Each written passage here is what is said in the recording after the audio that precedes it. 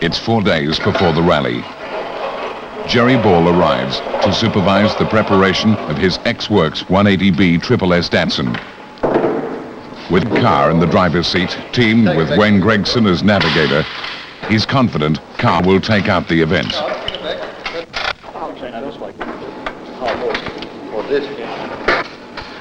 Well, here we go. 5 months of work. Every nut and bolt on it. Every clearance. Should be able to take it. He's really going to be driving it though this time.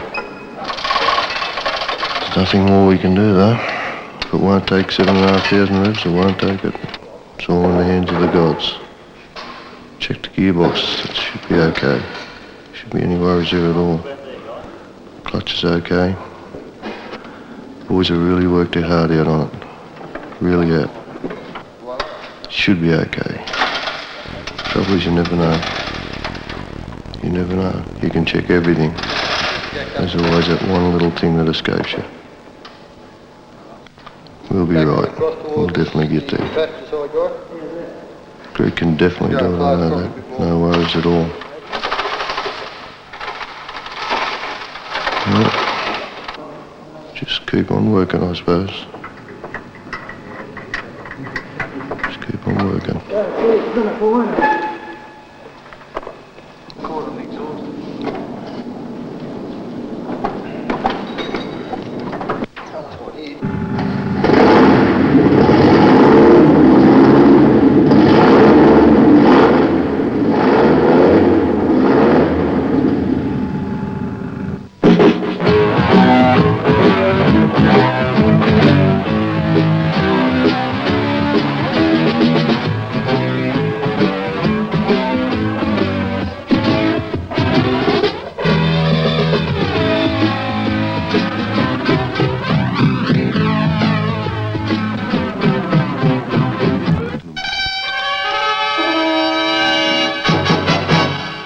It's a colourful scene that greets the 40 top rally crews when they arrive at the starting line in the centre of Canberra.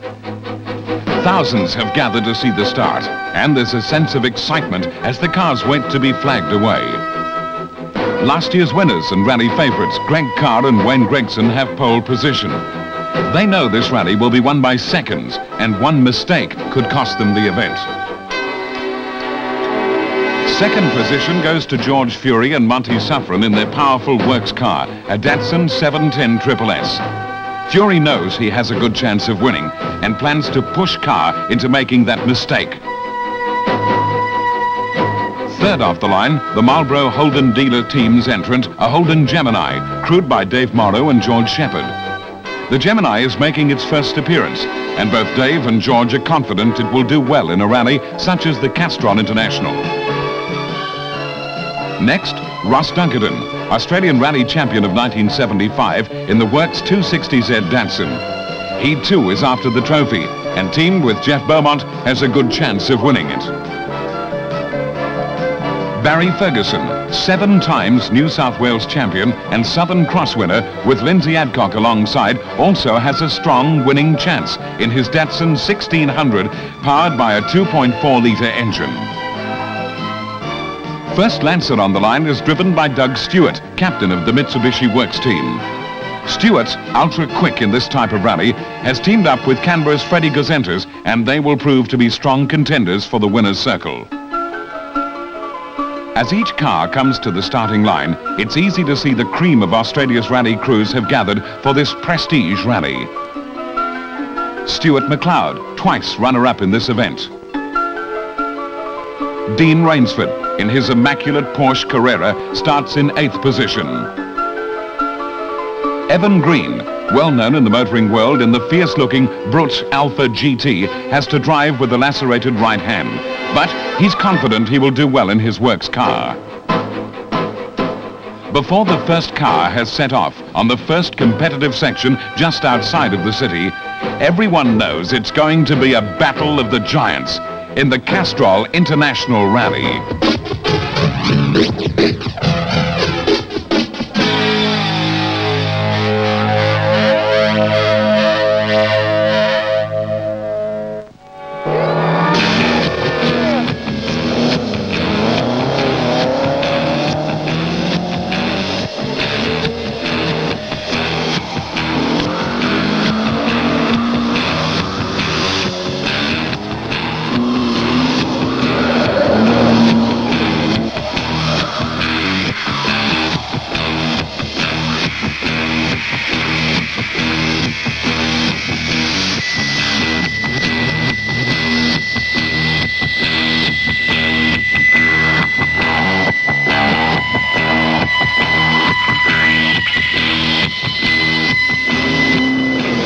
From the word go, Greg Carr is setting the forest on fire, displaying his superb skill as a driver. But Fury, hot on his heels, takes up Carr's challenge and beats him by 4 seconds on the first stage and 2 on the second.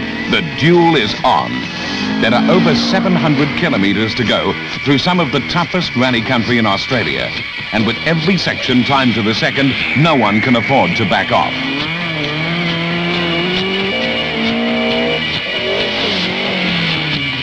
Dunkerton plants his foot to his powerful 260Z Datsun. Stuart McLeod hammers into the bends, determined not to be left behind. And Rainsford, using the entire road, throws his Porsche into high gear in hot pursuit. Despite his injured hand, Evan Green, in his Brute Alfetta, is flying across the snake-like terrain. It's anybody's rally.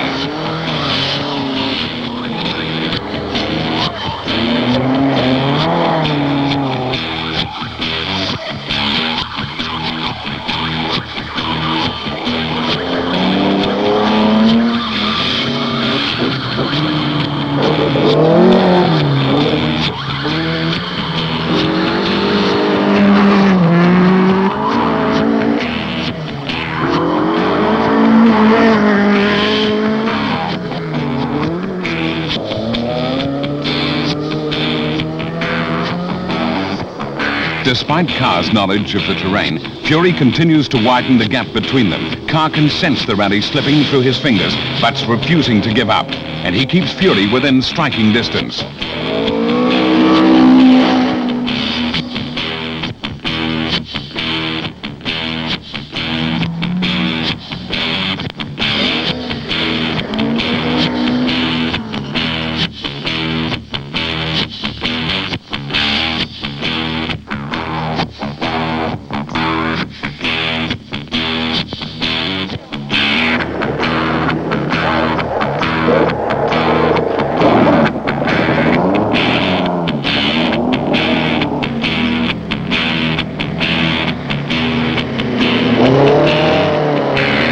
After throwing a fan belt in the first section, the Marlboro Holden dealer team's Gemini still endeavours to keep up with the leaders, but blows a head gasket.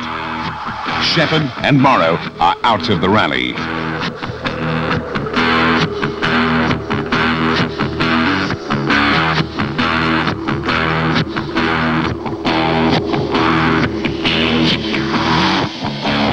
Ominous black clouds are looming over the Brindabella Ranges as the cars spear their way through the forest. Only 3 minutes separate the first 11 cars after 7 special stages in the first division. There's still 2 more divisions to follow. But with the threat of heavy rain, how long can they maintain this pace?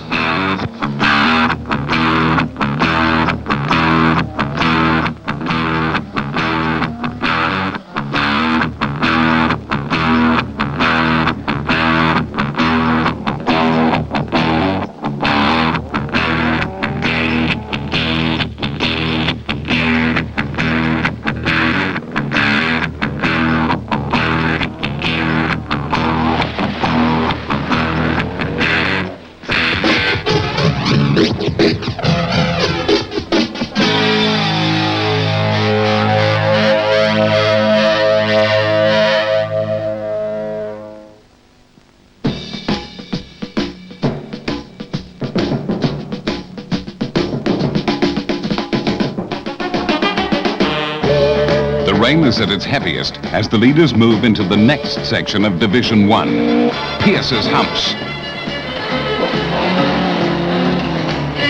Carr and Fury are still battling it out for supremacy in these hazardous conditions.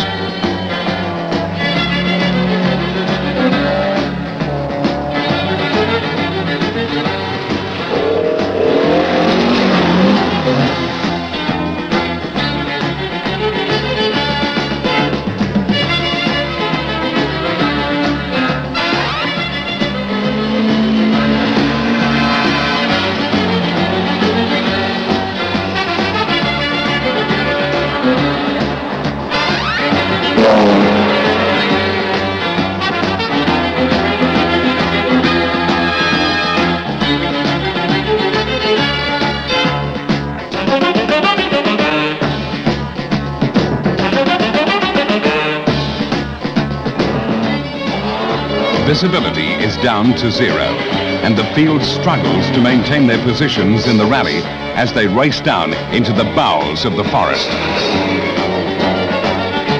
No one is easing despite the rain, which is turning these tracks into rivers of swirling muddy water.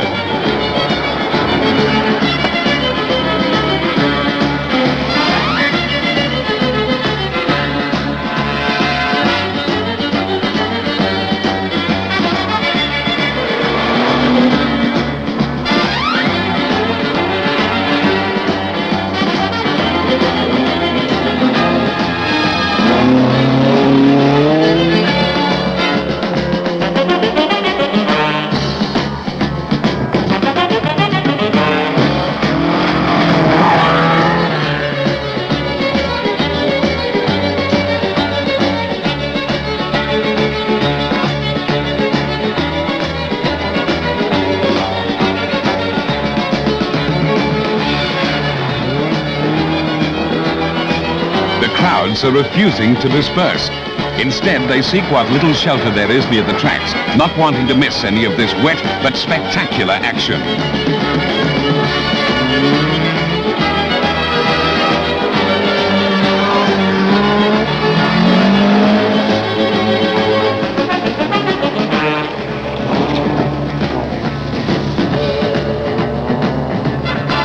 Hankerson, driving the jerry ball prepared datsun, has come from 22nd position and now holds 5th placing, a remarkable effort.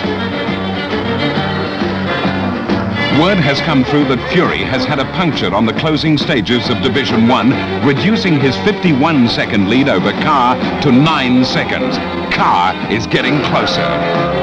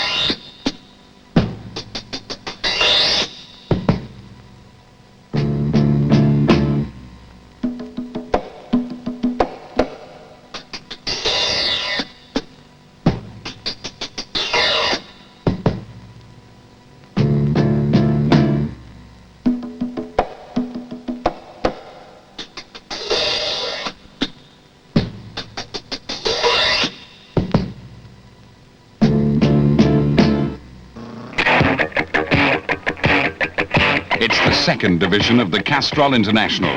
The crowds once again have gathered to witness the battle royal of the cream of Australia's rally teams.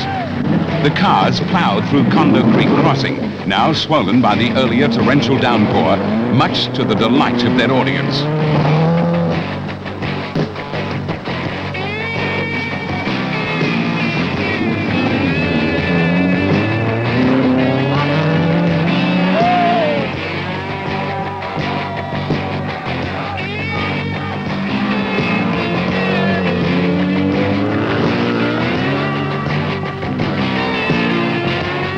The real battle of tactics is about to begin at the service area as Greg Carr comes in.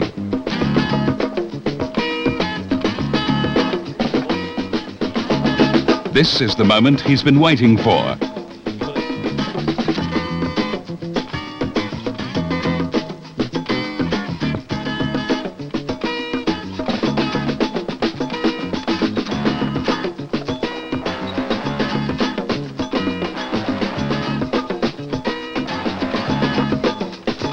Fury comes in. The Jerry Ball team has already swung into action under the watchful eye of their team manager.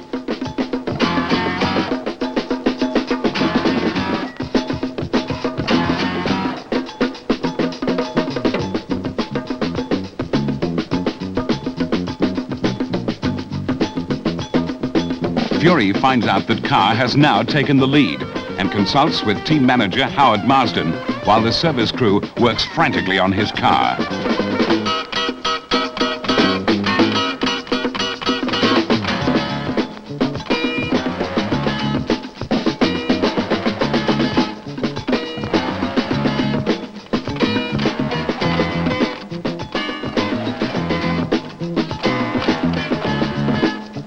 Car is anxious to get back onto the road, but Jerry Ball holds him back.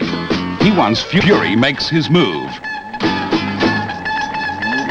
This is what Jerry Ball has been waiting for and sends Car out after him, knowing Car is going faster than Fury over the night sections. The hunted is now the hunter.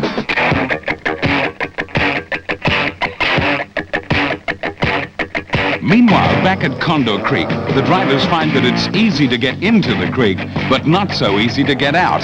The crowd loves every minute of it, and cheers and laughter echo through the Brindabella Ranges.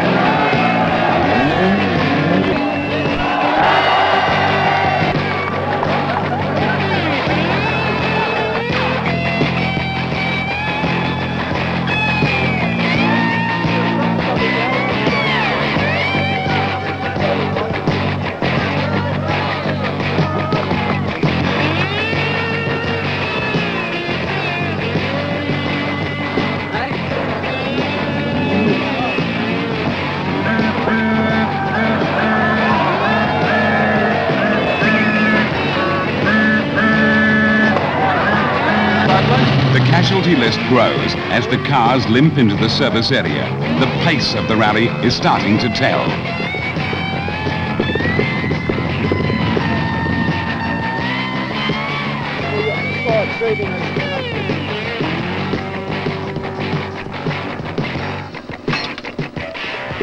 Wayne Bell's Gallant bears the scars of a brief encounter with a tree, but his morale is still high.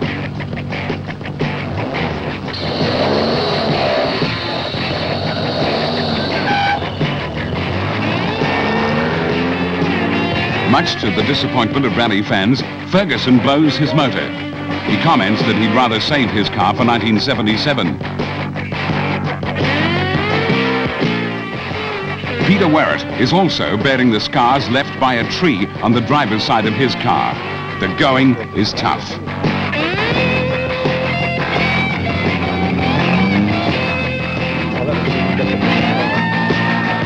Rainsford has a blowout and completely ruins a $300 magnesium wheel after driving on it for several kilometers. But he's still smiling.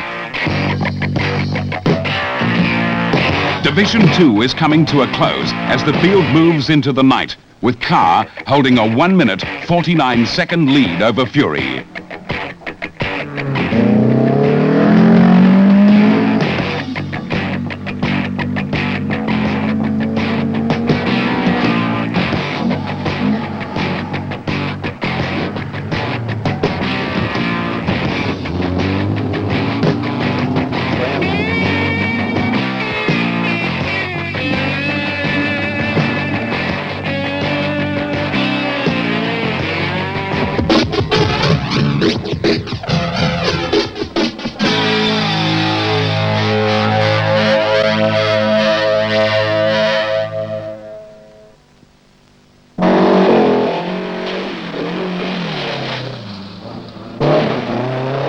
Much to the relief of officials and spectators, blue skies greet the rally crews as they head off into the forest in the third and final division.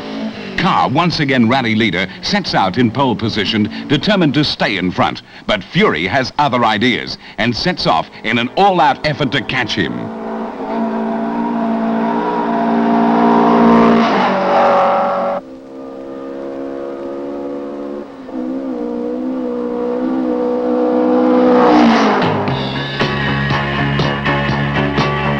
Hankerson now holds outright third, although he's 17 minutes behind the leaders.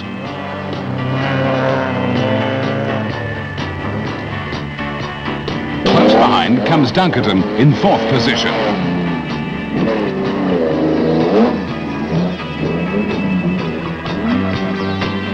Only 29 of the original 40 cars are still running, and with over 120 kilometres still to go, the competition back in the field is still fierce.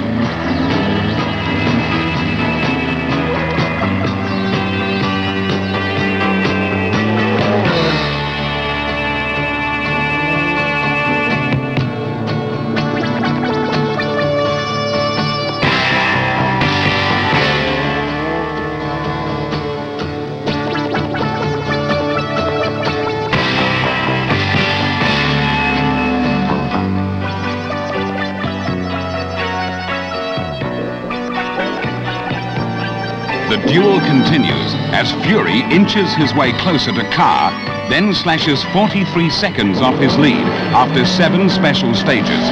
One mistake by Carr at this stage and Fury could grab the lead.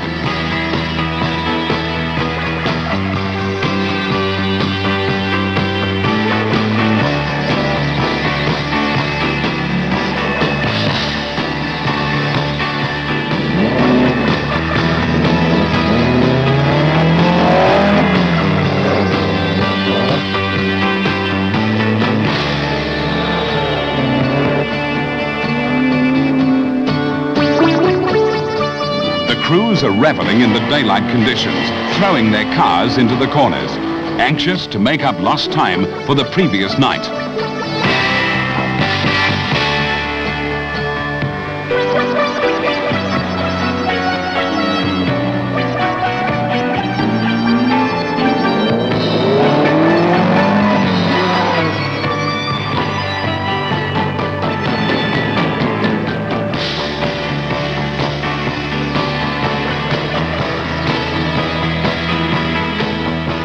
But the best is yet to come.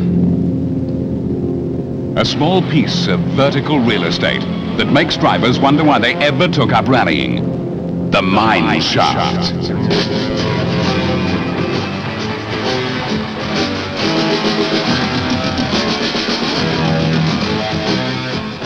Both spectators and drivers alike hold their breath as each car plunges down.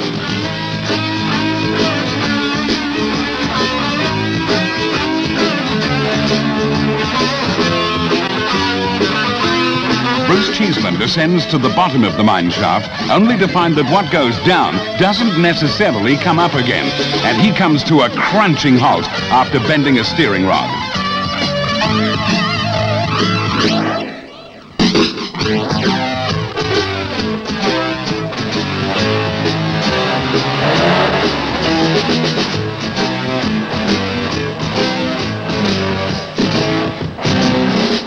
The crowds look on as Cheeseman carries out roadside repairs, while the field keeps charging through.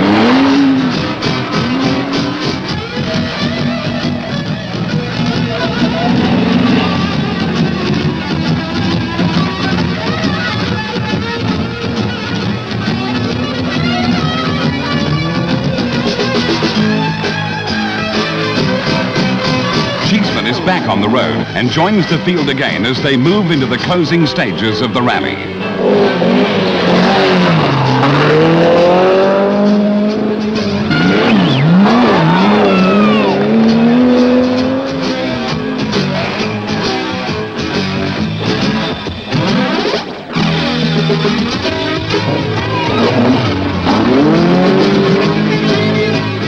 To reach the finish line, the cars once again must pass through the notorious Pierce's humps. Fury blasts his way down the straight, but elects to keep all 4 wheels on the ground. Carr has other ideas and tries a little low flying.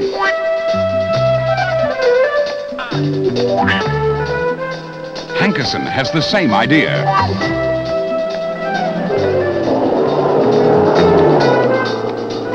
Any higher, and the crews could pick pine cones from the trees as they fly through.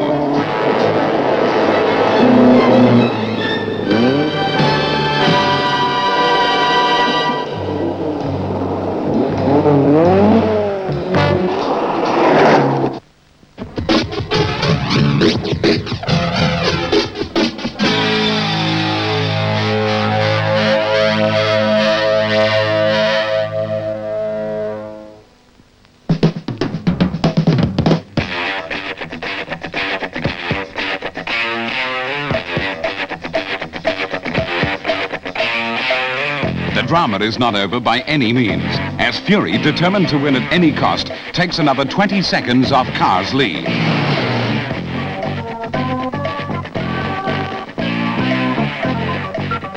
Carr, driving the rally of his life, is doing everything he can to hold his narrowing lead over Fury. The finish is only a few kilometers away. He must hold his lead.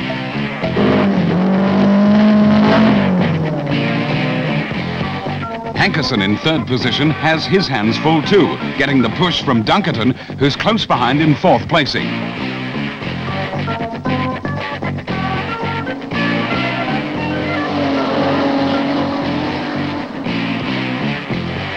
Stewart, holding 15th position, is still turning the crowds on as he races for the finishing line. Roney is flying and overtakes Cheeseman, then Rainsford, and moves into 6th place. Meanwhile, Rainsford has had a dramatic moment. One of his rear calipers has dropped its pads over the forest floor.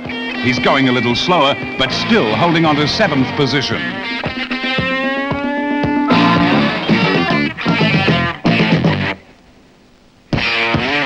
The field seems set in their positions as they approach the final section of the rally. Then it happens. Hankerson rolls on a sweeping left-hander, only meters away from the timing marker. The Jerry Ball service crew is quickly on the scene, and with the help of spectators, they slowly right the car.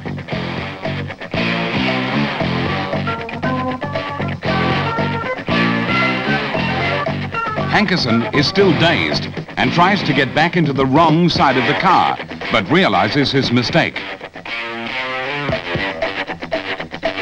The service crew frantically work on the car. Dunkerton is only seconds away. They've got to move.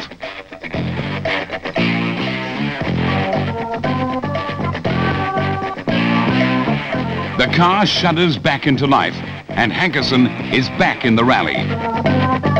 But he's dropped maximum penalty time on the section, and Dunkerton moves into third position.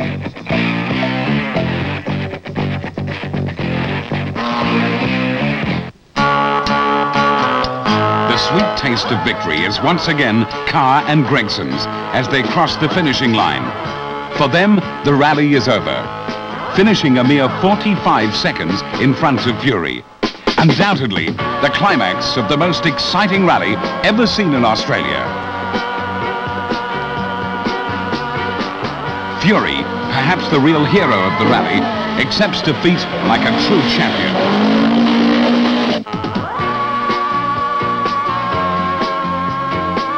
The Datsun Works team notches up another victory as Dunkerton takes third position.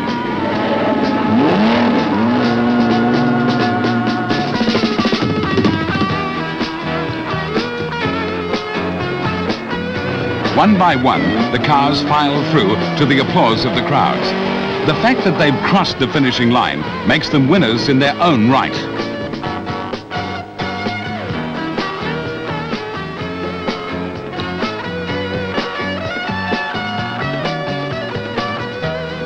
Mark Hankerson, through sheer determination, drives his car across the finishing line into a well-earned fourth place.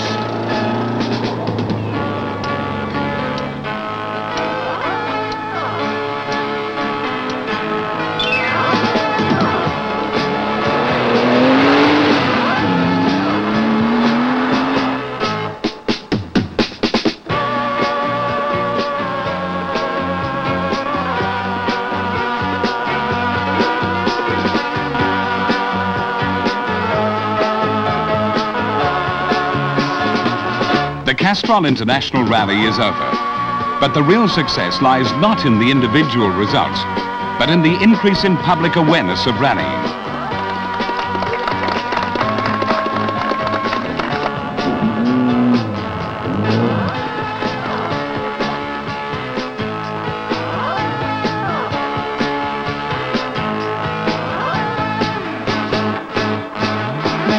And so, Greg Carr and Wayne Gregson have won twice in a row. Can they be beaten next year? Judging by their grips on the trophy, one doubts it.